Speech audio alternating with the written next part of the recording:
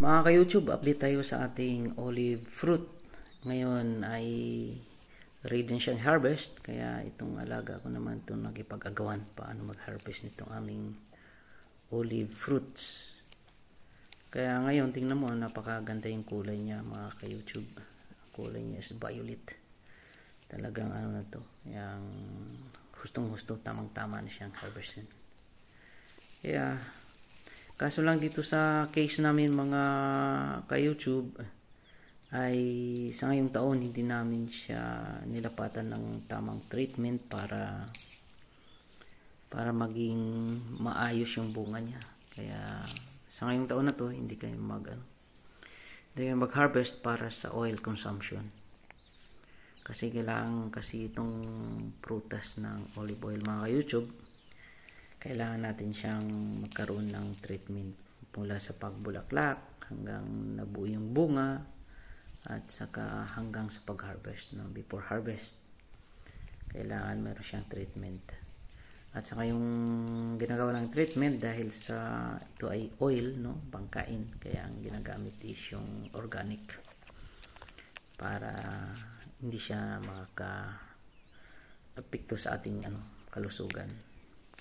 Pero sa ngayong taon nito dahil hindi masyadong marami yung fruit ng aming olive trees, kaya hindi namin siya i-convert into oil.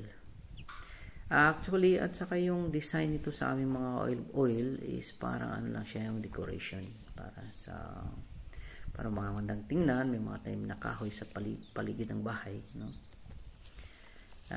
Yun ang design nito. Pero pag may time na may season na talagang maganda, marami siyang bunga, kaya inano din namin, no? Tinitreat namin kasi sayang din naman. Kasi ang olive oil dito sa amin, kahit dito nga sa amin napakamahal, lalo na sa atin dyan, napakamahal. Lalo na pag sinasabi ng virgin olive oil, yung first press, yung unang piga, yun ang tinatawag na virgin olive oil. Yung pangalawa na, yun, hindi na siya masyadong mahal, no? Ang ginagamit na nila pang fried, no? It's why yung kasi, yung virgin olive oil, yun ang ginagamit pang salad, no? Mga lettuce, lagyan mo siya, yun ang nilalagay para masarap siya. Yung iba nga iniinom pa nila pero tinitikman nila, iniinom. At saka yung dito kasi sanay sila na ba pag kumain sila ng pan, yung mga tinapay na yan, nilagyan nila olive oil at sa kunting asin, yun, masarap na. Kaya mga ka-YouTube, ito yung yung olive oil nung inano ko nung una. At saka tingnan mo naman yung aso namin, no? Hindi naman gusto niyang kumain. Pero mga ka-YouTube, itong olive oil na to, pag pag fresh na fruit, ay hindi siya pwedeng kainin, no? Hindi siya makain. Kasi yung lasa niya is hindi mo maintindihan, mapakla na siya ng konti, yung spicy, no?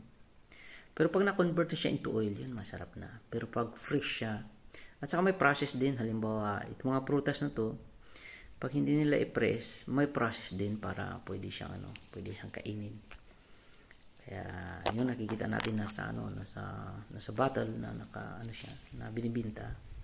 Pero process nila yan, hindi yun fresh na bunga ng olive oil. Antayin mo itong aso namin, no? Gusto niyang kainin, pero pag pumutok na sa bunga niya, bibitawan niya na. Yan, no? Gusto niyang kumain kasi mahilig kasi sa prutas to eh. Itong aso namin na ito, kumakain dito ng yung dried fruits, yung mga nuts. Gusto ko siya kumain. At saka yung persimmon, pagpadating sa persimmon yun, gusto ko siya kainin kasi matamis yun.